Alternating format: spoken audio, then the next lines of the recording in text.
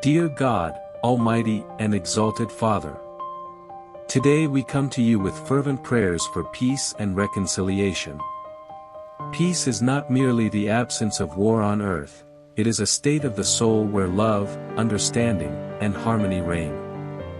We implore you, God, to fill our hearts with your unparalleled love so that we may share it with one another, even with those who seem foreign to us. May your wisdom guide our steps, leading us towards reconciliation where there are disagreements and conflicts. Help us realize that we are all your children, created in your image and likeness, and that in your eyes, we are all equal. Grant us the strength and patience to forgive each other, as you forgive us for our sins. Help us rid ourselves of resentments and anger so that we may turn to one another with open hearts and extend a helping hand.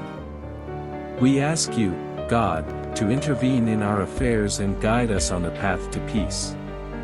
Help us learn to listen to each other, even when our opinions differ, and strive for compromise instead of confrontation. May your grace and mercy fill us so that we may become instruments of your peace on earth. May your love overcome all divisions and lead us to true reconciliation. We thank you, Lord, for your unmatched love and mercy, which give us hope for a better future. May your will be done on earth as it is in heaven.